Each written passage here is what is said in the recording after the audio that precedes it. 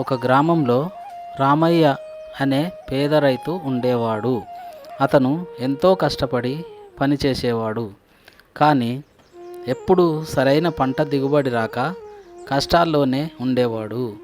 ఒకరోజు తన పొలంలో పనిచేస్తున్నప్పుడు అతనికి మట్టిలో బంగారు విత్తనాలు కనిపించింది. ఆశ్చర్యపోయిన రామయ్య దానిని ఇంటికి తీసుకువెళ్ళి తన భార్యకి చూపించినాడు. అదేంటో తెలుసుకోవడానికి మార్కెట్లోకి వెళ్ళి అడగాలి అనుకున్నాడు.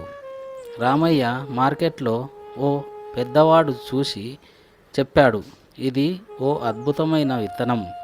దీన్ని నాటితే నీ జీవితం మారిపోతుంది. కానీ రామయ్య ఆ విత్తనాన్ని అమ్మకూడదని నిశ్చయించుకున్నాడు. బంగారం అనగానే బంగారం కోసం దానిని అమ్మకూడదు. తన పొలంలో దానిని నాటాడు.